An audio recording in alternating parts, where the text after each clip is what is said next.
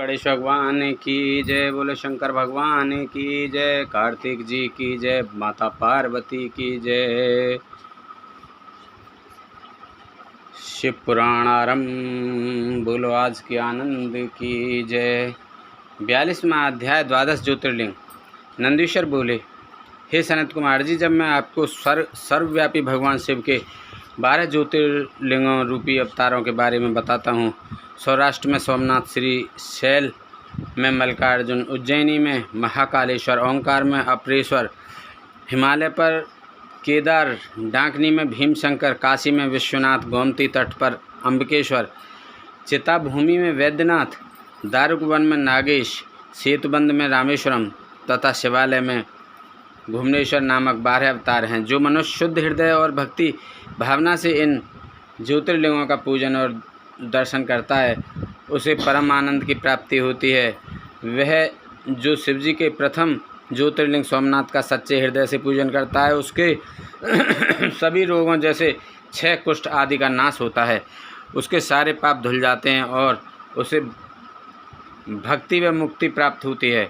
श्री शैल में स्थित दूसरे ज्योतिर्लिंग मल्लिकार्जुन के दर्शनों से मनवांछित फल की प्राप्ति होती है तथा सब दुखों का नाश होता है एवं सुख मिलता है। पुत्र प्राप्ति की इच्छा पूर्ति के लिए इस लिंग की स्तुति की जाती है। उज्जैनी में स्थित तीसरा ज्योतिर्लिंग महाकालेश्वर नाम से जग विख्यात है। अपने एक ब्राह्मण भक्त वेद के आह्वान पर प्रकट होकर शिवजी ने दूषण नामक असुर का वध किया था। तत्पश्चात वही स्थित हो गए, इसलिए इस ज्योतिर्लिंग को महाकालेश्वर कहा गया। इसके दर्शनों से मनुष्य की सारी कामनाएं पूरी होती हैं। चौथा ओंकार नामक ज्योतिर्लिंग है। विंध्यगिरि ने भक्ति भाव से विधिपूर्वक पार्थिव लिंग स्थापित किया। विंध्य की भक्ति से प्रसन्न होकर शिवजी उसी लिंग से प्रकट हुए और 2 रूपों में विभक्त हो गए। तभी से ओंकारेश्वर नाम लिंग ओंकार और परमेश्वर नामों से प्रसिद्ध हुआ। इसका दर्शन करने से भक्तों की अभिलाषा पूरी होती है। भगवान शिव के 5वें अवतार के रूप में केदार स्थित केदारेश्वर ज्योतिर्लिंग है। वहाँ श्री हरि के नर नारायण अवतार की प्रार्थना पर वे वहाँ विराजे। उनका यह अवतार समस्त अभिष्टों को प्रदान करने वाला है। शिवजी के 6ठे अवतार का नाम भीमनायक नाम के असुर को मारने के कारण भीमशंकर है। भीम को मारने शिवजी ने कामरूप देश के राजा सुदक्षिण की रक्षा की थी और उन्हीं की प्रार्थना पर वे डंकनी में स्थित हो गए। शिवजी का यह अवतार ब्रह्मांड को भोग और मोक्ष देने वाला है। शिवजी का 7वां विश्वेश्वर नामक अवतार काशी में हुआ। इस अवतार की आराधना ब्रह्मा, विष्णु, भैरव सहित सभी देवता करते हैं। इसको पूजने अथवा इसका नाम जपने वाले मनुष्य कर्म बंधन से छूट मोक्ष के भागी होते हैं। चंद्रशेखर भगवान शिव का 8वां अवतार त्र्यंबक नाम से सुविख्यात है और गोमती नदी के किनारे गौमत ऋषि की प्रार्थना पर और कामना से हुआ है।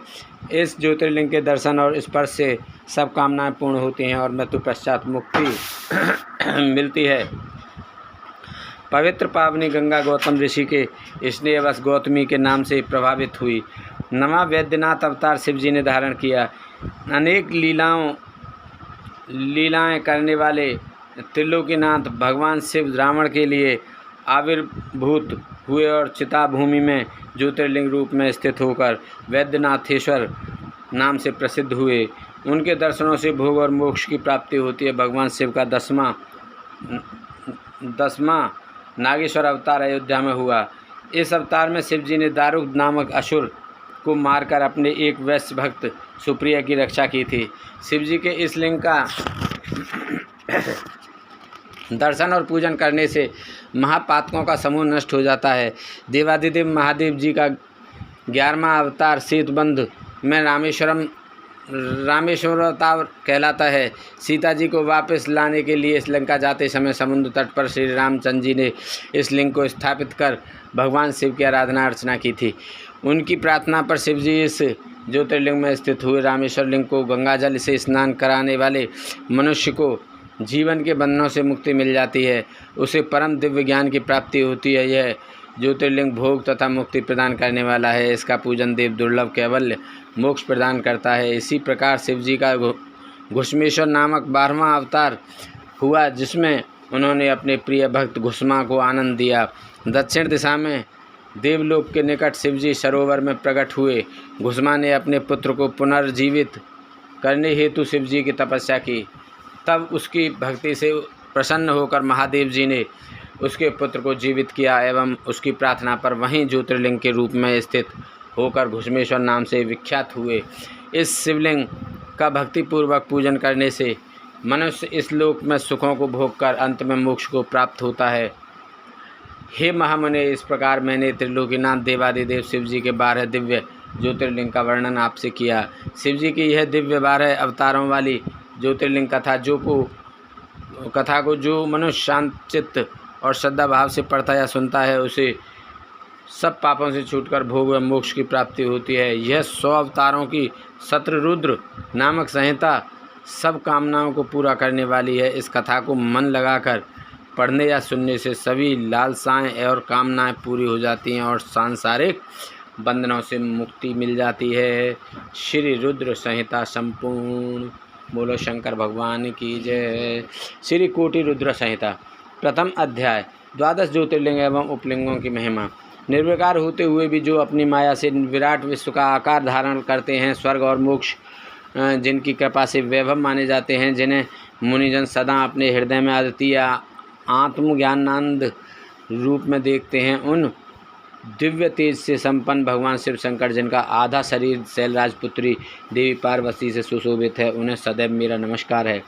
जिसकी कृपापूर्ण चिंतवन सुंदर है, जिनका मुख सदैव मंद मुस्कान की छटा से मनोहर है, चंद्रमा की कलाएं जिनके स्वरूप को निर्मल उज्जवल करती हैं, जो त्रितापों आदि भौतिक आदि दैविक तथा आध्यात्मिक को शांत करते हैं, जिनका स्वरूप सचिन्मय एवं परमानंद रूप से प्रकाशित होता है, जो सदा गिरिराज नंदिनी पार्वती के साथ विराजते हैं, वे शिव नामक तेज पुंज सबका मंगल करें। मुनियों ने सूत जी से कहा, हे सूत जी, आपने लोकहित की कामना से भगवान शिव की परम पवित्र अनेक कथाएं सुनाई हैं। शिव जी के महात्म्य की कथा रूपी अमृत का पान करते करते भला कौन पुरुष तृप्त हो सकता है। मुनि, आप इस जगत के मंगल के लिए पृथ्वी के तीर्थ स्थानों में श्रेष्ठ व प्रसिद्ध शिवलिंगों की कथा का वर्णन कीजिए। मुनियों के प्रश्नों के सुनकर महाज्ञानी सूत जी बोले, हे ऋषियों, आपने संसार के हित की कामना से बड़ा सुंदर प्रश्न किया है। आपकी भगवान शिव में अगाध भक्ति और उनकी कथा में महान रुचि है। आपकी इच्छा के अनुसार मैं आपको शिव जी की उत्तम कथा सुनाता हूँ। भगवान शिव के लिंगों की गणना तो असंभव है, उनके असंख्य लिंग पूरे ब्रह्मांड में फैले हुए हैं। अब मैं आपको मुख्य लिंगों की कथा सुनाता हूँ। सौराष्ट्र में सोमनाथ जी, श्रीशैल में मल्लिकार्जुन, उज्जैन में महाकालेश्वर, ओंकार जी में परमेश्वर, हिमालय पर्वत पर केदार, डाकनी देश में भीमशंकर, काशी में विश्वनाथ जी, गोमती नदी के तट पर तमकेश्वर, सेतुबंधु में रामेश्वरम और शिवालय में घुश्मेश्वर नामक 12 ज्योतिर्लिंग विद्यमान हैं। जो मनुष्य प्रातः उठकर इन 12 ज्योतिर्लिंगों का स्मरण कर पूजन व उपासना करता है, उसके सभी पाप नष्ट हो जाते हैं और सभी कामनाएं एवं मनोरथ सिद्ध हो जाते हैं। इन ज्योतिर्लिंगों पर बड़ा चढ़ा हुआ नैवेद्य का प्रसाद ग्रहण करने से मनुष्य के सभी पाप नष्ट हो जाते हैं तथा समस्त भोगों को भोग कर वह मोक्ष को प्राप्त होता है। निम्न जाति का कोई व्यक्ति यदि किसी लिंग का दर्शन कर ले तो वह उच्च कुल में जन्म लेता है। इन 12 ज्योतिर्लिंगों की महिमा का वर्णन स्वयं ब्रह्मा जी, श्री हरि, विष्णु तथा अन्य देवता भी नहीं कर सकते। धरती और समुद्र के मिलने वाले स्थान पर सोमेश्वर जी का अन्नकेश नामक लिंग है। मल्लिकार्जुन से प्रकट रुद्रेश्वर नामक उपलिंग जग प्रसिद्ध है और भृगु में स्थित है। नर्मदा नदी के तट पर स्थित महाकाल शिवलिंग का दुग्धेश नामक उपलिंग है, जो सुख देने वाला है। इसी प्रकार ओंकारेश्वर का उपलिंग कर्दमेश्वर नाम से बिंदु सरोवर के तट पर है। केदारेश्वर का उपलिंग भूतेश्वर नाम से यमुना नदी के तट पर है, यह पापों का नाश करता है। भीमेश्वर उपलिंग भीमशंकर नामक ज्योतिर्लिंग का है और सम पर्वत पर स्थित है। नागेश्वरम का उपलिंग मलका सरस्वती तट पर भूतेश्वर नाम से स्थित है और रामेश्वरम का घुश्मेश्वर लिंग के उपलिंग के रूप में व्याघ्रेश्वर लिंग स्थित है। इस प्रकार मैंने आपको 12 ज्योतिर्लिंग और उपलिंगों के बारे में बताया। इनके दर्शनों से समस्त मनोरथ सिद्ध होते हैं। दूसरा अध्याय पूर्व दिशा स्थित शिवलिंग। सूर्य जी बोले, हे ऋषियों, पर पतित पावनी भागीरथी श्री गंगा जी के तट पर मुक्तिदात्री काशी नगरी स्थित है, जिसमें भगवान शिव निवास करते हैं। यहीं पर कृतका बासेश्वर शिवलिंग स्थित है, जो सब भक्तों की कामनाओं को पूर्ण कर उन्हें मुक्ति प्रदान करता है। यही तिल भांडेश्वर, दशाश्वमेध, गंगासागर, संगमेश्वर आदि अनेक शिवलिंग स्थित हैं। कौशिकी नदी के पास भूतेश्वर और नारीश्वर लिंग स्थित है। उत्तर प्रदेश में स्थित नाथेश्वर एवं दूतेश्वर नामक लिंग सभी मनोरथों को पूरा करने वाले हैं। ऋषि दधीच के युद्ध स्थल पर संगेश्वर, वैद्यनाथ तथा जपेश्वर, गोपेश्वर, रंगेश्वर, रामेश्वर, नागेश, कामेश, वितलेश्वर, व्यासेश्वर, सुकेश, भंडेश्वर, हकारेश, सुरोचन, भूतेश्वर, संगमेश नामक सभी लिंग सब प्राणियों के पापों का नाश करने वाले हैं। इसी प्रकार त्रप्तका नदी के किनारे कुमारेश्वर, सिद्धेश्वर, सुनेश, रामेश्वर, कुंभेश, नंदीश्वर, पुंजेश आदि शिवलिंग स्थित हैं। दशाश्वमेध नामक तीर्थ जो प्रयाग में है, धर्म अर्थ काम मोक्ष देने वाला है और यहाँ परम ब्रह्मेश्वर शिवलिंग स्थित है। यह लिंग स्वयं ब्रह्मा जी द्वारा स्थापित है। सोमेश्वर, ब्रह्मातेज वर्धक, भारद्वाजेश्वर, शूलटंकेश्वर एवं माधवेश्वर लिंग यहीं स्थित हैं।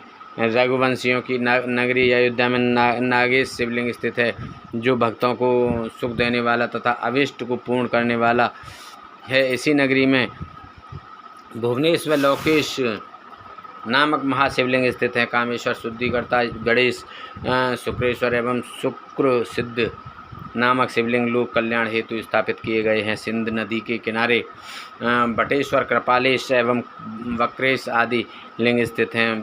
धूत, पापेश्वर, भीमेश्वर, सूर्येश्वर आदि लिंगों को साक्षात परमेश्वर मानकर आराधना की जाती है। समुद्र के किनारे रामेश्वरम, विमलेश्वर, कटकेश्वर, नागेश्वर व धनुर्केश आदि लिंग महाप्रसिद्ध हैं। चंद्रेश्वर लिंग की कांति चंद्रमा के समान उज्ज्वल है। इसके अतिरिक्त विश्वेश्वर, कर्दमेश, कीटीश, नागेश्वर, अनंतेश्वर, योगेश्वर, वैद्यनाथेश्वर, कोटीश्वर, सत्येश्वर, भद्र नामक, चंगीश्वर व संगमेश्वर नामक ये शिवलिंग पूर्व दिशा में स्थित हैं।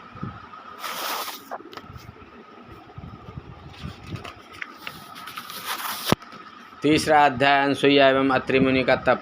सूर्य जी बोले, हे ऋषियों, ब्रह्मा जी की नगरी में चित्रकूट नामक पर्वत है। वहाँ ब्रह्मा जी द्वारा मतगयंद शिवलिंग स्थित है, जो सभी प्रकार की संपत्ति देने वाला है।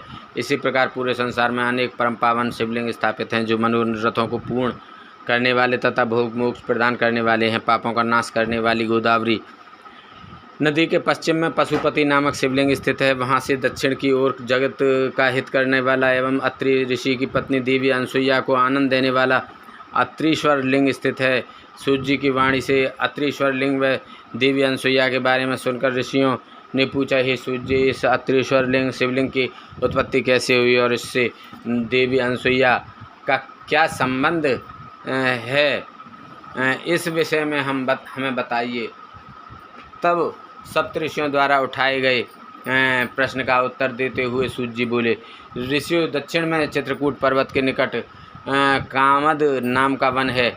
ब्रह्मा जी के पुत्र महर्षि अत्रि अपनी पत्नी अनसुईया के साथ इसी स्थान पर निवास करते थे। एक समय की बात है, उस वन में 100 वर्षों तक वर्षा नहीं हुई। अकाल पड़ गया। मनुष्य पानी और भोजन के लिए तरसने लगे। चारों ओर दुखी ही दुख था। लोग अन्न जल के अभाव में मर रहे थे। यह स्थिति देखकर महर्षि अत्रि व देवी अनसुईया बहुत व्याकुल हो गई। तब अनसुईया ने अपने पति से कहा, स्वामी, मैं इन प्राणियों को इस दुख की स्थिति में नहीं देख सकती। कुछ प्रयत्न कीजिए ताकि इनके दुख दूर हो जाएं और प्रसन्नता छा जाए। अपनी पत्नी अनसुईया का निवेदन सुनकर महर्षि अत्रि पद्मासन में बैठ गए और भगवान शिव के चरणों का ध्यान करने लगे।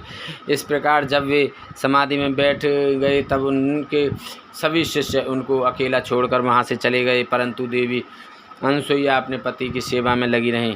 उन्होंने भगवान शिव की मूर्ति स्थापित की और फिर उसकी विधि पूर्वक पूजा अर्चना की। इस प्रकार वे भी शिव जी की आराधना में लीन हो गईं। जब देवताओं को इसका ज्ञान हुआ तो वे अत्रि और अनसुईया के आश्रम में पधारे। उनके साथ गंगा नदी भी थी। वे देवी अनसुईया की प्रशंसा करते हुए बोले कि हमने देवी अनसुईया जैसी भक्ति आज तक नहीं देखी, जो पति धर्म और भक्ति धर्म का एक साथ दृढ़ता से पालन कर रही हैं। निश्चय ही आप दोनों धन्य हैं। यह कहकर अन्य देवता अपने स्थान को चले गए, परंतु भगवान शिव व गंगा जी ने वहीं निवास किया। गंगा जी बोले कि देवी अनसुईया का हित किए बिना मैं यहाँ से कहीं नहीं जाऊँगी। भगवान शिव अंश रूप में महर्षि अत्रि के आश्रम में रहे और कैलाश पर्वत पर चले गए। महर्षि अपनी तपस्या में पूर्व की भांति लगे रहे। इस प्रकार अकाल पड़ते पड़ते 54 वर्ष बीत गए। देवी अनसुईया भी अपने वचन को निभाती रहीं कि पृथ्वी पर वर्षा से पूर्व में अन्न जल ग्रहण नहीं करूँगी। अनसुईया श्रद्धा भाव से शिव जी के चरणों में अपना ध्यान लगाती रहीं। चौथा अध्याय अत्रीश्वर की महिमा वर्णन। सूर्य जी बोले, हे ऋषियों, तपस्या करते हुए महर्षि अत्रि को बहुत समय बीत गया था। एक दिन मुनि ने समाधि से जागकर अनसुईया से कहा, देवी, मुझे बड़ी जोर की प्यास लगी है, आप कहीं से जल लाकर मेरी प्यास शांत करो। अपने पति के आज्ञा का पालन करते हुए अनसुईया ने हाथ में कमंडल लिया और पानी लाने के लिए चल दी। साध्वी अनसुईया पानी की तलाश में इधर उधर घूम रही थीं। यह देखकर स्वयं गंगा जी देवी अनसुईया के सामने आकर बोले, देवी, आप इस समय कहाँ जा रही हैं? तब उनका ऐसा प्रश्न सुनकर देवी अनसुईया ने गंगा जी से पूछा, भगवती, आप कौन हैं और कहाँ से आ रही हैं? अनसुईया के प्रश्न का उत्तर देते हुए गंगा जी ने कहा, हे देवी, मैं गंगा हूँ और आपके पतिव्रत धर्म और शिव पूजन से प्रसन्न होकर यहाँ आई हूँ। मैं आपकी कर्तव्य निष्ठा से बहुत प्रसन्न हूँ।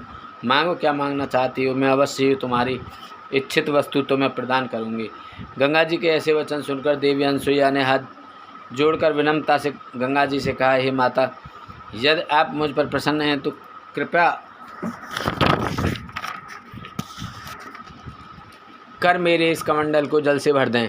मेरे पति प्यासे हैं, मैं उनकी प्यास बुझाना चाहती हूँ। तब देवी गंगा बोली, पति परायणे, आप पृथ्वी में एक गड्ढा खोदिए, मैं यहाँ विराजमान हो जाऊँगी, तब तुम पानी से कमंडल भर लेना। गंगा जी के आदेशानुसार देवी अनसुईया ने गड्ढा खोद दिया। फिर गंगा जी उस गड्ढे में समा गईं। वह गड्ढा जल से भर गया। यह दृश्य देखकर अनसुईया बहुत प्रसन्न हुई। उन्होंने अपना कमंडल जल से भर लिया और बोली, हे भगवती, पतित पावनी गंगे, यदि आप मुझ पर प्रसन्न हैं तो कृपा करके इसी प्रकार इस गड्ढे में निवास कीजिए जब तक मेरे पति यहाँ आकर आपके दर्शन ना कर लें। आप यहाँ पर स्थित रहिए। यह कहकर अनसुईया जल से भरा कमंडल लेकर आश्रम में लौट गईं। वहाँ आकर उन्होंने अपने पति अत्रि को जल पिलाया। उस मधुर शीतल जल को पीकर महर्षि तृप्त हो गए। जब उन्होंने अपने आसपास देखा तो उन्हें सूखे फल फूल हीन वृक्ष देखकर ज्ञात हो गया कि अभी तक वर्षा नहीं हुई है। तब उन्होंने आश्चर्यपूर्वक अपनी पत्नी से पूछा, देवी, जब अब तक वर्षा नहीं हुई है तो यह शीतल जल कहाँ से आया?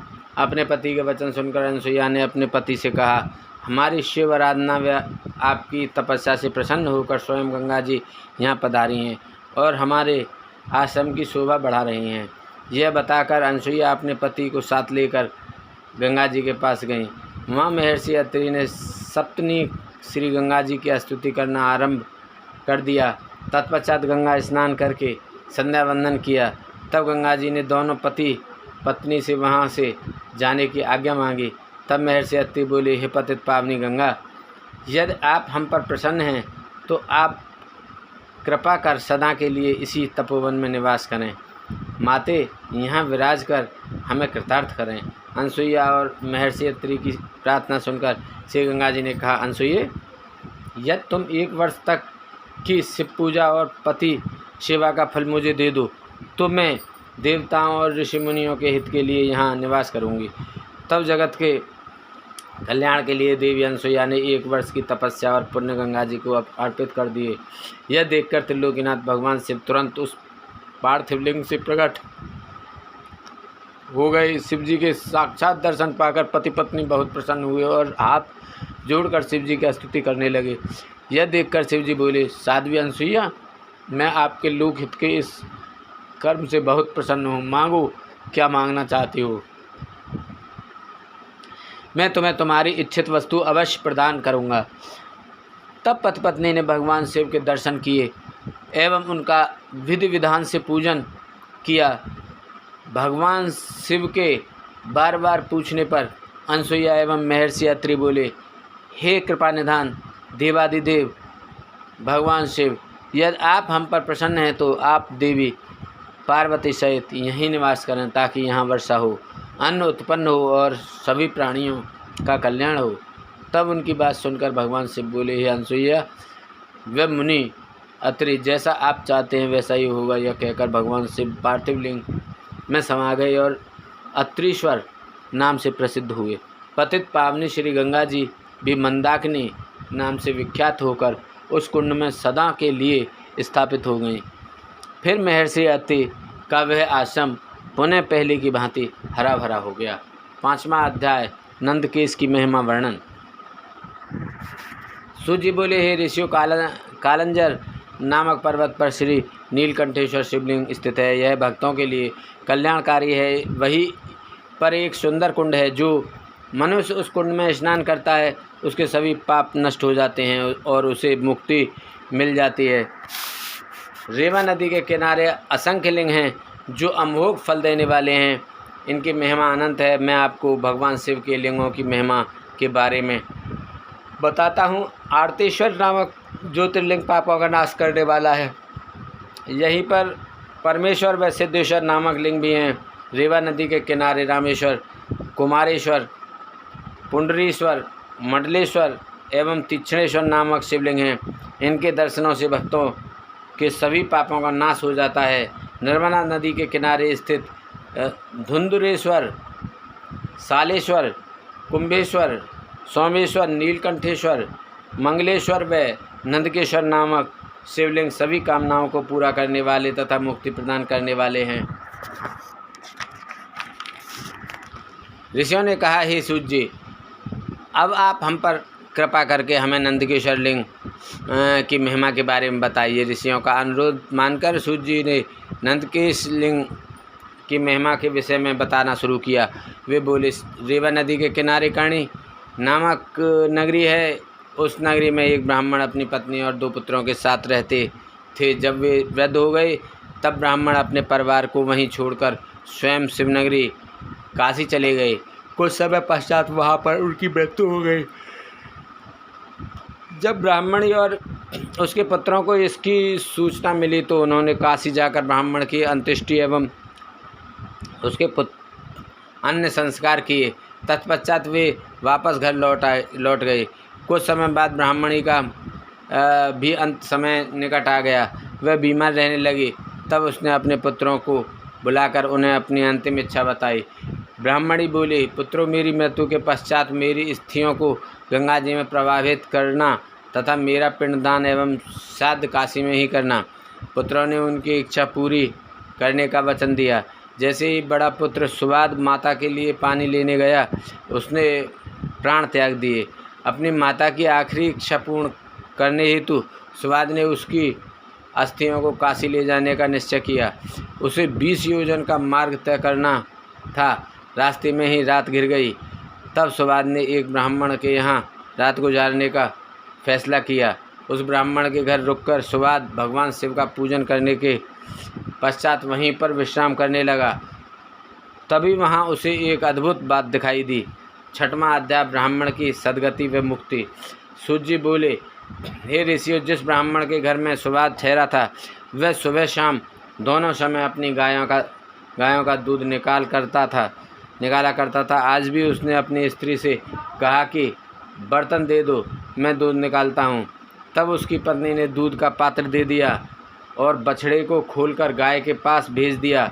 परंतु बछड़े ने जैसे ही थोड़ा सा दूध पिया, उसे तुरंत गाय के पास से हटा दिया गया। माँ के पास से हटा देने पर बछड़ा उछलने लगा, जिससे ब्राह्मण के पैर में ठोकर लग गई। क्रोधित होकर ब्राह्मण ने बछड़े को बहुत पीटा और गाय का दूध निकाल लिया। गाय दुखी होकर रोने लगी कि अपने बच्चे को दूध भी नहीं पिला सकती। मैं अपने बच्चे को पिटते हुए देखती रही, परंतु उसकी कोई मदद नहीं कर सकी। तब बछड़ा अपनी माता को समझाने लगा कि माता, तुम धैर्य रखो, जो जैसा करता है वह उसी का फल भी भोगता है। अपने बछड़े की ज्ञान भरी बातें सुनकर गाय बोली, मैं जानती हूँ कि तुम सही कह रहे हो, परंतु अपने पुत्र की दुर्दशा मुझसे देखी नहीं जाती। मुझे उस ब्राह्मण को दंड देना ही होगा, क्योंकि यदि मैं कुछ नहीं करूँगी तो यही सब बार बार होगा। तब बछड़ा अपनी माता से बोला, माँ, यदि आप ब्राह्मण को मारोगे तो आपको ब्रह्म हत्या का पाप लगेगा। अपने पुत्र की ऐसी बातें सुनकर गाय ने कहा, पुत्र, तुम ठीक कह रहे हो, परंतु गाय को सताने का दंड ब्राह्मण को अवश्य मिलना चाहिए। बाकी रही ब्रह्म हत्या, उसके पाप को मिटाने का उपाय मैं जानती हूँ। यह कहकर गाय चुप हो गई। गाय और बछड़े की ये बातें सुबाद ने सुन ली थीं। यह सब सुनकर उसने सोचा कि मैं अपनी माँ की अस्थियाँ लेकर काशी जा रहा हूँ, परंतु मैं यह भी देखना चाहता हूँ कि गाय ब्रह्म हत्या के पाप से कैसे मुक्त होती है और अपना बदला कैसे लेती है। प्रातःकाल होने पर सुबाद वहाँ का दृश्य देखने लगा। उस दिन ब्राह्मण ने अपने पुत्र से दूध निकालने के लिए कहा। उसके पुत्र ने भी गाय के बछड़े को पीटना शुरू कर दिया, जिससे गाय को क्रोध आ गया और उसने अपने सींगों का प्रहार लड़के की बगल में कर दिया। यह देखकर ब्राह्मण ब्राह्मणी दोनों दौड़ते हुए अपने पुत्र के पास आए, परंतु कुछ ही देर में उनके पुत्र के प्राण पखेरु उड़ गए। तब हाहाकार मच गया, सब रोने लगे। ब्राह्मण ने पीट पीट कर गाय और उसके बछड़े को घर से निकाल दिया। ब्रह्म हत्या की दोषी उस गाय का रंग सफ़ेद से काला पड़ गया। जैसे ही गाय और बछड़ा घर से निकले, वह पथिक सुबाद भी उनके पीछे पीछे चल पड़ा। वह देखना चाहता था कि गाय क्या करती है और कहाँ जाती है। चलते चलते वे नर्मदा नदी के किनारे पहुँची, जहाँ पर पहले से ही नंदकेश्वर महादेव विराजमान थे। गाय ने नर्मदा नदी में 3 गोते लगाए, जो उसका काला रंग पुनः सफ़ेद हो गया। यह देखकर सुबाद को बड़ा आश्चर्य हुआ। गाय वहाँ से निकलकर कहीं अन्यत्र चली गई। तब नर्मदा को प्रणाम कर ब्राह्मणी पुत्र सुबाद ने भी नदी में स्नान किया। फिर नंदकेश्वर का विधि पूर्वक पूजन करने के पश्चात वह काशी को चल पड़ा। रास्ते में सुबाद को एक युवती दिखाई दी, जिसने सुंदर वस्त्र और अलंकार धारण किए हुए थे। उसने सुबाद से पूछा, ब्राह्मण देवता, आप इस प्रकार प्रसन्न होकर कहाँ से आ रहे हैं और कहाँ जा रहे हैं? तब सुबाद ने उस युवती को सारी बातें बताईं और बता दी और कहा कि मैं अपनी माता की आज्ञा को पूर्ण करने हेतु उनकी अस्थियां काशी ले जा रहा हूँ। तब यह सुनकर वह युवती बोली, ब्राह्मण, तुम बहुत भोले भाले हो। यह तीर्थ अत्यंत पवित्र है। प्रति वर्ष वैशाख शुक्ल पक्ष की सप्तमी के दिन नर्मदा की पवित्र धारा में स्वयं गंगा जी आती हैं। आज वही शुभ दिन है, इसलिए तुम अपनी माता की अस्थियां को यहाँ प्रवाहित कर दो। यह कहकर वह युवती अंतर्ध्यान हो गई। सुबाद पुनः नर्मदा नदी की ओर लौट आया तथा उसकी पवित्र धारा में सुबाद ने अपनी माता की अस्थियां प्रवाहित कर दीं। तभी उसे एक दिव्य दृश्य दिखाई दिया। उसकी माता दिव्य देह धारण किए शिवलोक को जा रही थी और उसे आशीर्वचन देते हुए कह रही थी कि तुम धन्य हो, तुमने अपनी माता को सद्गति प्रदान कर दी है। पुत्र को आशीर्वाद देते हुए वह ब्राह्मणी शिवलोक को चली गई। 7वां अध्याय, नंदकेश्वर लिंग की स्थापना। यह कथा सुनकर ऋषियों ने सूर्य जी से पूछा, हे भगवान सूर्य जी, वैशाख शुक्ल पक्ष की सप्तमी को गंगा जी नर्मदा नदी में क्यों आती हैं? वहाँ भगवान शिव का ज्योतिर्लिंग नंदकेश्वर कैसे स्थापित हुआ? कृपा कर हमारी इस जिज्ञासा को शांत कीजिए। ऋषियों के प्रश्न को सुनकर सूर्य जी बोले, एक बार की बात है, नर्मदा नदी के किनारे ऋषि का नाम की एक विधवा ब्राह्मणी रहा करती थी। तरुणावस्था में ही उसका पति पूर्व जन्म के पापों के कारण चल बसा था। तभी से ऋषिका भगवान शिव के चरणों का ध्यान करने लगी तथा उनसे अपना सारा जीवन शिव जी के पूजन, ध्यान और व्रत में लगा दिया। उसने एक पार्थिव लिंग स्थापित किया और महादेव जी का कठोर तपस्या करनी आरंभ कर दी। एक दिन एक बलवान मायावी राक्षस घूमता हुआ उस स्थान पर आ गया और बाल विधवा तपस्विनी को देखकर उस पर मोहित हो गया, परंतु वह ब्राह्मणी अपनी आराधना में ही लगी रही। तब वह उसे डरा धमकाकर पाने की कोशिश करने लगा। तब ऋषिका का डर कर शिवजी की मूर्ति से चिपक कर रोने लगी और शिवजी से रक्षा करने हेतु प्रार्थना करने लगी। भक्त वत्सल भगवान शिव तुरंत अपने भक्त की रक्षा के लिए उस ज्योतिर्लिंग से प्रकट हुए और उस पापी राक्षस को भस्म कर दिया। फिर उस ब्राह्मणी से बोले, ब्राह्मणी, मैं तुम्हारी तपस्या से बहुत प्रसन्न हूँ, वर मांगो। अपने आराध्य त्रिलोकीनाथ भगवान शिव को इस प्रकार अपने सामने पाकर वह तीन ब्राह्मणी शिव जी की स्तुति करने लगी और बोली, हे जगत का कल्याण करने वाले, भक्तों के दुखों का नाश करने वाले देवादिदेव भगवान शिव, आपने आज मेरे पतिव्रत धर्म की रक्षा करके मुझ पर बहुत बड़ा उपकार किया है। यदि आप मुझे कुछ देना चाहते हैं तो मेरी एक अभिलाषा को पूरा कीजिए। आप सदा मेरे द्वारा स्थापित इस पार्थिव मूर्ति में निवास करें। ऋषिका के ये वचनों को सुनकर शिवजी प्रसन्नतापूर्वक उस लिंग में समा गए। उस समय आकाश से फूलों की वर्षा होने लगी। सारे देवता शिवजी की प्रशंसा करते हुए वहां आ गए।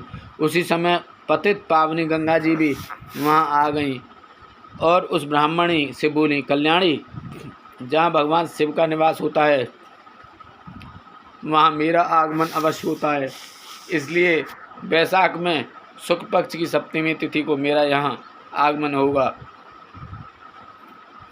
ऋषियों, उसी दिन से उस पार्थिव लिंग का नाम नंदकेश्वर हुआ और उसमें भगवान शिव का वास हुआ और गंगा जी भी प्रत्येक वैशाख शुक्ल पक्ष की सप्तमी को वहाँ आने लगी। यह दिव्य तीर्थ पापों का निवारण करने वाला है। इस पवित्र कुंड में स्नान करने से सभी पाप नष्ट हो जाते हैं और मनुष्य को शिव पद की प्राप्ति होती है। 8वां अध्याय, महाबली शिव महात्म्य। सूर्य जी बोले, हे ऋषियों, पश्चिम दिशा में कपिला नामक नगरी में कालनेश्वर नामक शिवलिंग है, जिसके दर्शन से सभी पापों से मुक्ति मिल जाती है। पश्चिमी समुद्र पर सिद्धेश्वर शिवलिंग है, जो सभी कामनाओं को पूरा करने वाला है। इसी स्थान पर बहुत से तीर्थ स्थल हैं। समुद्र के किनारे गोकर्ण नामक सरोवर है। इसमें स्नान करने से ब्राह्म हत्या के पाप से भी मुक्ति मिल जाती है। जो महाबली गोकर्ण सातों रसातल एवं गुफाओं का भ्रमण करते हैं और सदैव शिव जी का पूजन करते हैं, वे शिव रूप को प्राप्त होते हैं। इसी गोकर्ण तीर्थ में जाकर सभी नक्षत्र शिव स्वरूप हो जाते हैं। ब्रह्मा, विष्णु, इंद्र, विश्वदेव, मरुदगण, वसु, सूर्य, अश्विनी कुमार, चंद्रमा एवं नक्षत्र इसके पूर्व की ओर भ्रमण करते हैं। चित्रगुप्त, अग्नि और पितृ इसके दक्षिण दिशा से दर्शन और भ्रमण करते हैं। वरुण देव गंगा, सिंधु और नर्मदा आदि नदियाँ के साथ पश्चिम की ओर इसका दर्शन व भ्रमण करते हैं। चंडिका, भद्रकाली, भवानी एवं भूत प्रेत पिशाच इसका दर्शन उत्तर दिशा की ओर से करते हैं।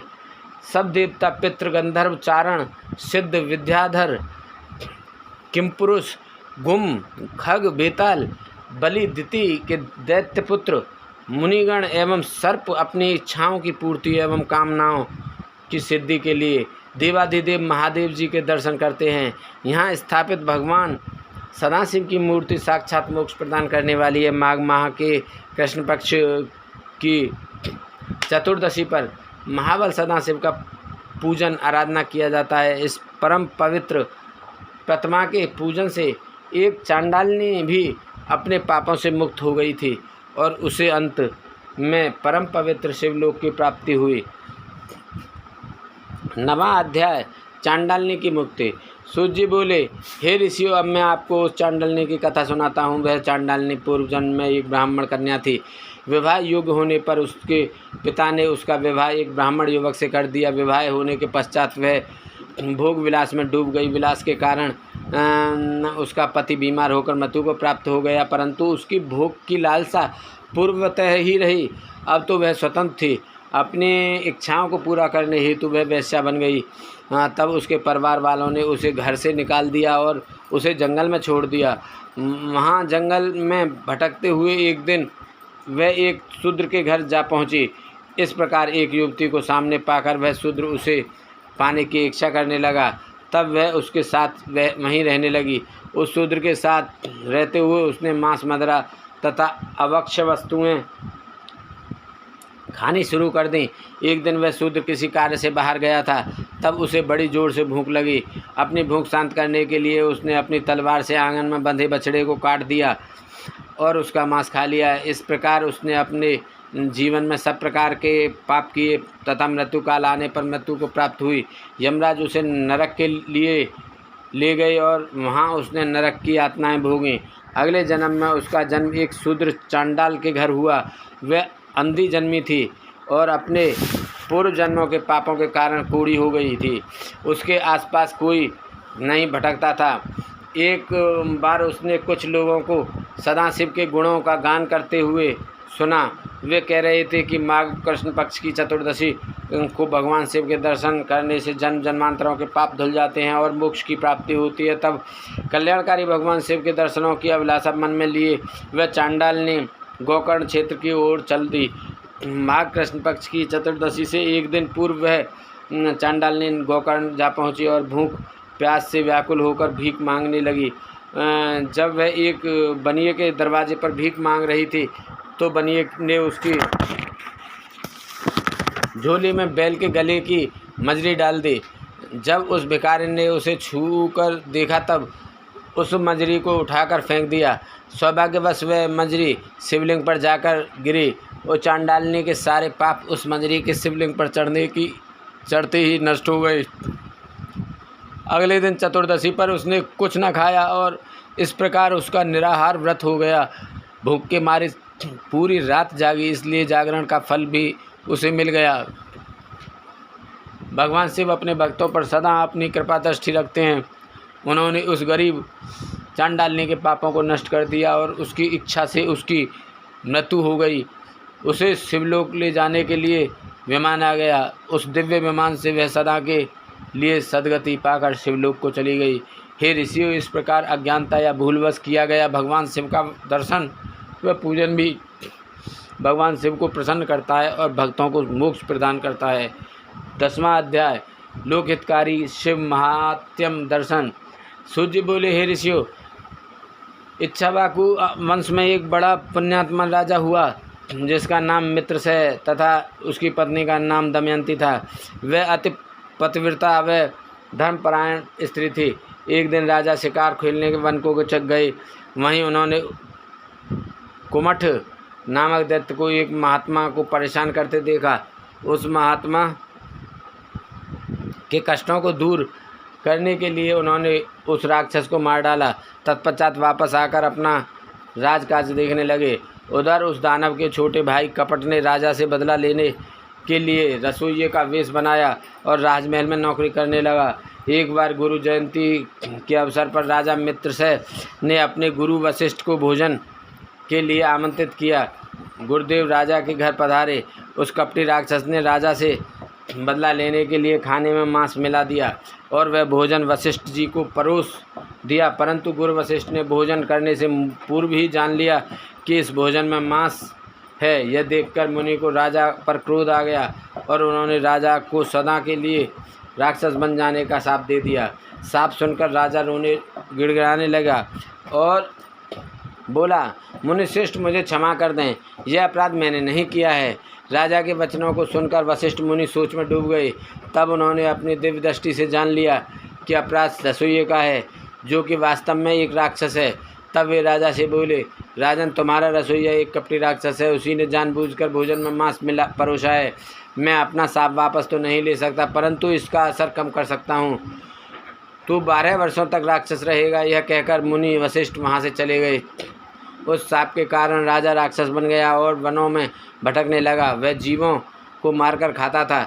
एक दिन वह भूखा भटक रहा था, तभी उसने एक आश्रम में किशोर अवस्था के एक युवक को मुनि रूप में तपस्या करते देखा और उसे खाने के लिए दौड़ा। मुनि की पत्नी ने देख लिया कि वह राक्षस उसके पति को खाना चाहता है। उस ऋषि पत्नी ने राक्षस से प्रार्थना की कि मेरे पति को छोड़ दे, परंतु उसने मुनि को अपना आहार बना ही लिया। मुनि पत्नी शोक में डूब गई और उसे राक्षस को शाप देते हुए बोली, अरे दुष्ट राक्षस, तूने मेरे पति को मार डाला। मैं तुझे शाप देती हूँ कि जब तू किसी स्त्री पर मोहित होकर उसके साथ विहार करेगा, उसी समय तेरी मृत्यु हो जाएगी। इसी प्रकार राक्षस को शाप देकर वह सती हो गई। 12 वर्ष बीत जाने पर राजा को अपना शरीर वापस मिल गया। उसने जाकर अपनी रानी को शाप के बारे में बताया।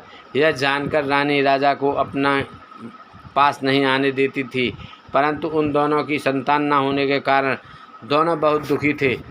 एक दिन दुखी राजा वन में चला गया, परंतु ब्रह्म हत्या के पाप ने उसका पीछा नहीं छोड़ा। तब राजा व्याकुल होकर गौतम ऋषि की शरण में चला गया। राजा ने उन्हें सारा वृत्तांत सुना दिया। तब गौतम ऋषि बोले, हे राजन, पश्चिम दिशा में जाओ, वहाँ गोकर्ण नामक तीर्थ है जहाँ महाबल नामक ज्योतिर्लिंग है। उस कुंड में स्नान करके देवादिदेव महादेव जी का पूजन अर्चना करने से सभी पाप नष्ट हो जाते हैं। इसलिए तुम वहाँ जाकर शिव जी की आराधना करो, तभी तुम्हें ब्रह्म हत्या के पाप से मुक्ति मिलेगी। गौतम ऋषि के वचन सुनकर राजा प्रसन्न हुआ और उनसे आज्ञा लेकर गोकर्ण तीर्थ को चला गया। वहाँ उसने कुंड में स्नान करके भगवान शिव का पूजन और आराधना आरंभ कर दी, जिसके फलस्वरूप राजा को ब्रह्म हत्या के पाप से मुक्ति मिल गई। 11वां अध्याय पशुपतिनाथ शिवलिंग महात्म्य। सूत जी बोले, हे ऋषियों, देवादिदेव कल्याणकारी भगवान शिव का गोकर्ण नामक एक और तीर्थ है जो कि उत्तर दिशा में स्थित है। यह महान ज्योतिर्लिंग संपूर्ण पापों का नाश करने वाला है। यह गोकर्ण क्षेत्र महापवित्र है। इसी के पास एक सुंदर रमणीय महावन भी स्थित है। उसी महावन में चंद्रमौली भगवान शिव वैद्यनाथ के रूप में स्थापित हैं, जो कि संसार के समस्त चराचर जीवों का सुख देने वाले, उनका कल्याण करने वाले तथा उनकी कामनाओं को पूरा करने वाले हैं। उनकी महिमा अद्भुत और अद्वितीय है। यहीं पर मिश्रश्री नामक एक सुंदर मनोरथ तीर्थ स्थल है। इसी स्थान पर महर्षि दधीची द्वारा स्थापित दधीचेश्वर नामक ज्योतिर्लिंग है। इस पवित्र स्थान पर आने वाले श्रद्धालु जब तीर्थ में स्नान करने के पश्चात भगवान शिव का विधि विधान से पूजन करते हैं तो उनके सभी मनोकामनाओं को कल्याणकारी भक्तवत्सल शिव अवश्य पूरा करते हैं। तीर्थ में स्नान करने के पश्चात शिव जी के ज्योतिर्लिंग का दर्शन करने से सभी पाप नष्ट हो जाते हैं तथा तभी सभी तरह के भोग और मोक्ष की प्राप्ति होती है। इसी प्रकार नैमिष नामक परम पावन तीर्थ है। यहीं पर ऋषियों द्वारा स्थापित ऋषिश्वर ज्योतिर्लिंग स्थित है। इस पवित्र लिंग का श्रद्धापूर्वक दर्शन करने से भक्तों के सभी दुखों और कलेशों का नाश हो जाता है। अतः समय आने पर वे सभी सुखों को भोग कर स्वर्ग को जाते हैं। हरण नामक क्षेत्र में अध्यापय नामक शिवलिंग है। इसके दर्शन से करोड़ों हत्याओं के पाप से भी मुक्ति मिल जाती है। देवप्रयाग में ललितेश्वर नामक ज्योतिर्लिंग स्थित है, जो कि अपने भक्तों की कामनाओं की पूर्ण करने वाला है। नेपाल में पशुपति नामक ज्योतिर्लिंग स्थित है, जो कि अभिष्ट फल देने वाला है। इसके पास ही मुक्तिनाथ नामक शिवलिंग है। यह मुक्तिनाथ शिवलिंग भोग और मोक्ष प्रदान करने वाला है। इस प्रकार भगवान शिव के उत्तम ज्योतिर्लिंग पृथ्वी पर सभी जगह स्थित हैं और अपने भक्तों की रक्षा एवं कल्याण करते हैं। 12वां अध्याय ऋषिगण सूत जी से पूछने लगे लिंग रूप का कारण। ऋषिगण सूत जी से पूछने लगे, हे सूत जी, आपने हम पर कृपा करके हमें त्रिलोकीनाथ कल्याणकारी भगवान शिव के दिव्य ज्योतिर्लिंग के संबंध में बताया। अब हमें जगतात्मा शिवप्रिया देवी पार्वती जी को वाण रूप कहे जाने का कारण भी सविस्तार बताइए। ऋषियों के प्रश्न का उत्तर देते हुए सूत जी बोले, हे ऋषिगणों, प्राचीन काल से ही दारुक नामक एक वन है। वहीं पर त्रिलोकीनाथ भगवान शिव का शिवालय स्थित है। भगवान शिव के भक्त ऋषि मुनि प्रतिदिन सुबह दोपहर शाम और वहाँ आकर अपने आराध्य महादेव जी का पूजन, स्तोत्र पाठ एवं प्रार्थना करते हैं। एक दिन ऋषिगण दारुक वन में समिधा लेने के लिए गए थे, तब भगवान शिव ने उनकी परीक्षा लेनी चाहिए। वे विकराल रूप धारण किए नग्न अवस्था में वहां आ पहुँचे जहां ऋषि पत्नियां थीं। उसी समय ऋषिगण भी लौट रहे। जब उन्होंने विकराल रूप धारण किए शिव जी को वहाँ देखा तो क्रोधित होकर बोले, तू कौन है जो यहाँ हमारी स्त्रियों के सामने इस प्रकार नग्न रूप में उनका आचरण दूषित कर रहा है? यह तुमने अनुचित कार्य किया है, इसलिए तुम्हें इसकी सज़ा अवश्य मिलेगी। तुम्हारा लिंग पृथ्वी पर गिर पड़ेगा। ऋषियों के कथनानुसार शिव जी का लिंग जैसे ही पृथ्वी पर गिरा, चारों ओर अग्नि प्रज्वलित हो गई, जिसके सभी जीव जंतु पीड़ित होने लगे। यह देखकर ऋषिगण घबरा गए। वे ब्रह्मा जी के पास गए और उन्हें सारी बातें बताईं। ब्रह्मा जी ने दिव्य दृष्टि से सब कुछ जान लिया। तब वे बोले, हे ऋषियों, तुमने अपने घर अतिथि के रूप में पधारे भगवान शिव का अपमान किया है और उनके प्रति बुरे वचन कहे हैं। इसलिए जब तक यह शिवलिंग एक स्थान पर स्थिर नहीं होगा, इस प्रकार का उपद्रव होता रहेगा। इस संसार का हित करने के लिए आप जगदम्बा पार्वती की आराधना करें, वे योनि रूप धारण करें तथा शिवजी प्रसन्न होकर वहीं स्थिर हो जाएंगे। शास्त्रों के अनुसार अष्टदल की रचना करने के पश्चात उस पर घट स्थापना करो, फिर उसमें दूर्वा तथा पानी भरो। तत्पश्चात शतरुद्र मंत्रों का पाठ करते हुए उस घट के जल से भगवान शिव के लिंग को स्नान कराओ। फिर देवी पार्वती को बाण रूप में स्थापित करके उसी पर सदाशिव के ज्योतिर्लिंग की स्थापना करो। शिवलिंग की स्थापना करने के पश्चात धूप दीप चंदन पुष्प नैवेद्य आदि से पूजन करो। फिर शिवलिंग को श्रद्धा भाव से प्रणाम कर उनके स्तोत्र का पाठ और स्तुति करो। ब्रह्मा जी के वचन सुनकर ऋषिगणों को सही मार्ग मिल गया। उन्होंने ब्रह्मा जी से आज्ञा ली और पुनः अपने स्थान पर वापस आकर बताई गई विधि से देवी पार्वती और भगवान शिव की आराधना की। पूजन से प्रसन्न होकर देवी पार्वती जी योनि रूप में स्थित हुई। तब ऋषियों ने वहाँ ज्योतिर्लिंग स्थापित किया। ज्योतिर्लिंग की स्थापना से सारे संसार में शांति हो गई। यह ज्योतिर्लिंग संसार में हाटकेश्वर नाम से प्रसिद्ध हुआ। इस ज्योतिर्लिंग की आराधना से लोक व परलोक में सभी सुखों की प्राप्ति होती है। 13वां अध्याय बटुकनाथ की उत्पत्ति। ऋषियों ने पूछा, ही सूत जी, आपने हम पर कृपा करके हमें अनेकों ज्योतिर्लिंगों के विषय में बताया है। अब हमें अंधकेश्वर नामक ज्योतिर्लिंग के महात्म्य के बारे में बताइए। यह सुनकर सूत जी बोले, हे ऋषियों, पूर्व काल में अंधक नाम का एक महाबली वीर और पराक्रमी राक्षस था। उसने अपने बल से पूरे विश्व पर अपना अधिकार किया हुआ था और वह देवताओं सहित सभी जीवों को दुखी करता रहता था। तब सब देवता उस दैत्य से पीड़ित होकर भगवान शिव की शरण में गए। उन्हें प्रणाम करके देवताओं ने उन्हें अपना दुख कह सुनाया। अपने भक्तों के दुखों को जानकर शिवजी ने उन्हें सहायता करने का वचन दिया और अंधक के निवास पर चलने के लिए कहा। सब देवताओं के साथ भक्त वत्सल शिव अंधक के निवास पर गए। वहाँ अंधक और भगवान शिव के बीच महायुद्ध हुआ। त्रिलोकीनाथ भगवान शिव ने अपने त्रिशूल से ज्यों ही अंधक को मारा, वह झटपटाते हुए बोला, हे देवादिदेव, कृपा निदान, मैंने सुना है कि मरते समय शिव जी के दर्शन करने से शिव पद की प्राप्ति होती है। मैंने अंतिम समय में आपके दर्शन कर लिए हैं। अंधक के ऐसे वचन सुनकर शिव जी प्रसन्न होकर बोले, हे दानवेंद्र, तुम्हारी बातों से मैं बहुत प्रभावित हुआ हूँ। मांगो, क्या वर मांगना चाहते हो? शिव जी के ऐसे वचन सुनकर अंधक बोला, भगवान मुझे अपनी अविचल भक्ति प्रदान करें और यहीं पर स्थित होकर जगत का कल्याण करें। तब अंधक की बात मानते हुए शिव जी ज्योतिर्लिंग के रूप में वहीं स्थित हो गए। इस प्रकार सभी पूजन करने वालों की सभी मनोकामनाएं पूरी होती हैं। यह ज्योतिर्लिंग अंधकेश्वर नाम से जग प्रसिद्ध है। अंधकेश्वर नामक ज्योतिर्लिंग की उत्तम कथा सुनकर ऋषिगण बोले, हे सूत जी, अब आप हमें बटुकनाथ की उत्पत्ति के बारे में बताइए। तब सूत जी बोले, हे ऋषिगण, प्राचीन काल में दधीची नामक एक धर्मात्मा शिव भक्त हुए थे, जो संपूर्ण वेदों के ज्ञाता थे। उनका सुदर्शन नाम का पुत्र था। वह भी अपने पिता के समान सब गुण संपन्न था। उसकी पत्नी टुकुला नीच कुल की थी। उसकी भक्ति में कोई रुचि नहीं थी। उसके 4 पुत्र हुए। एक दिन दधीची मुनि को किसी कार्य से कहीं जाना पड़ा। तब वह अपने पुत्र को शिव पूजन करने की आज्ञा देकर चले गए। सुदर्शन विधि विधान से भगवान शिव की आराधना और पूजन करने लगा। शिवरात्रि का दिन आ गया। सुदर्शन ने व्रत किया और सवधि पूजन भी किया। किसी कार्यवश उसे अपने घर जाना पड़ा।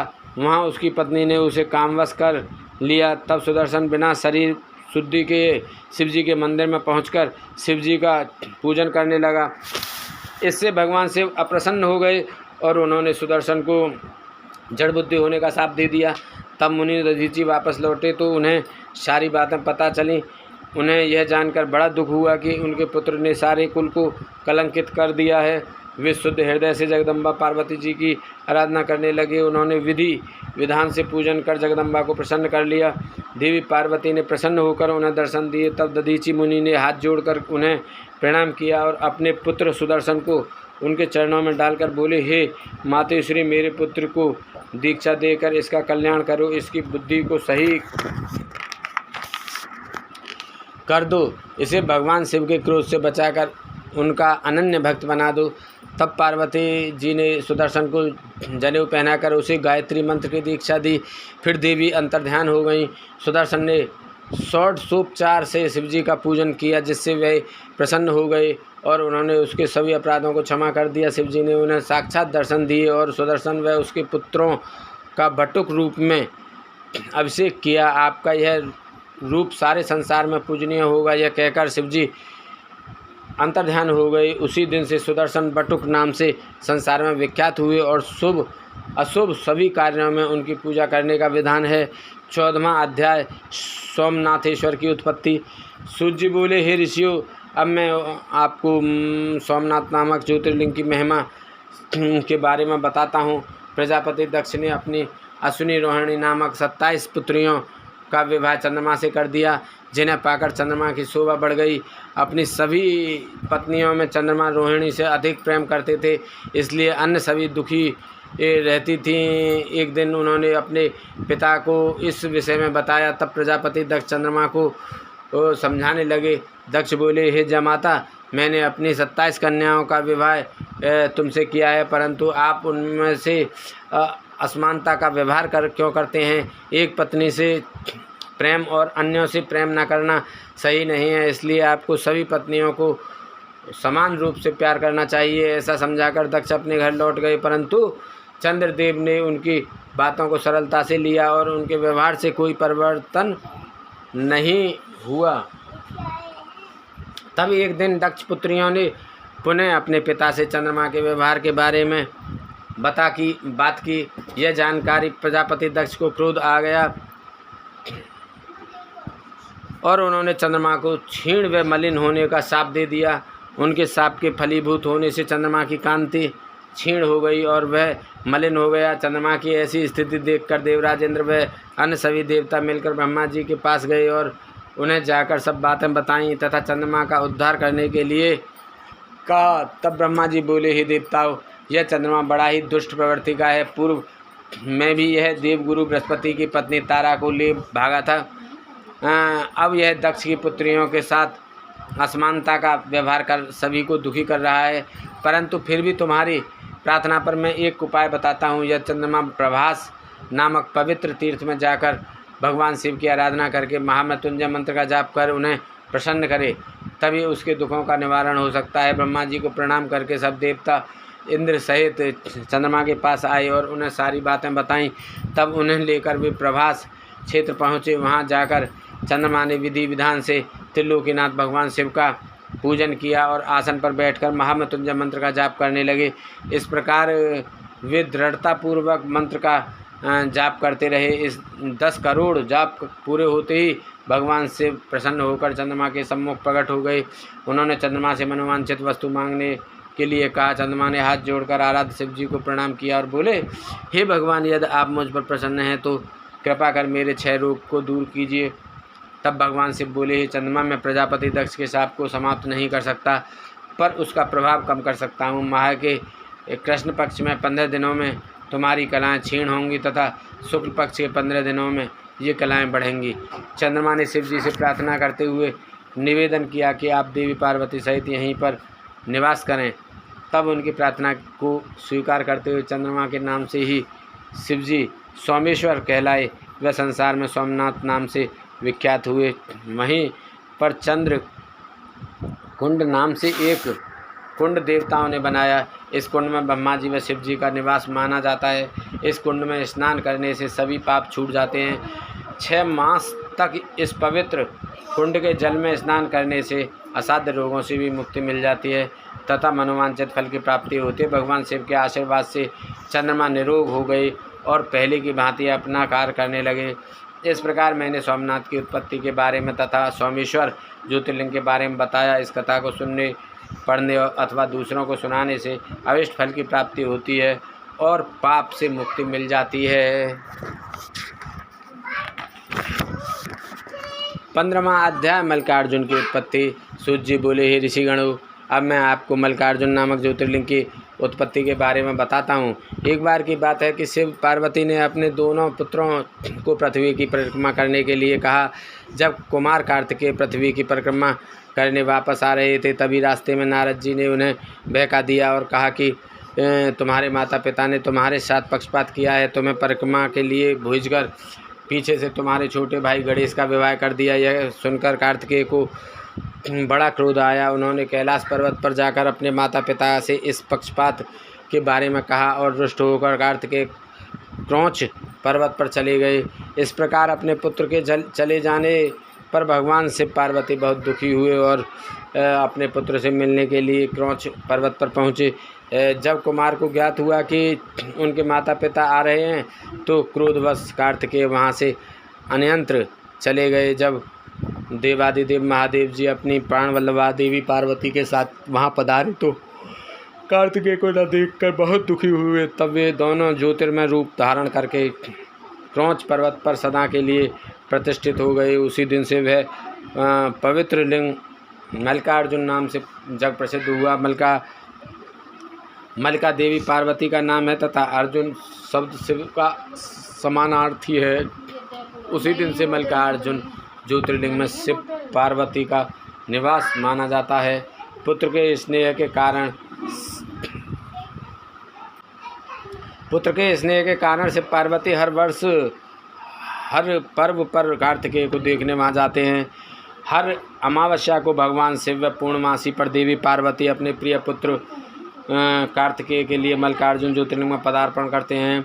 मल्लिकार्जुन ज्योतिर्लिंग के दर्शन करने से सभी पापों से मुक्ति मिल जाती है और अभिष्ट फल की प्राप्ति होती है। इस प्रकार मैंने आपसे मल्लिकार्जुन ज्योतिर्लिंग के आविर्भाव का कथा सुनाई, जो सभी प्रकार से सुखों को देने वाली है।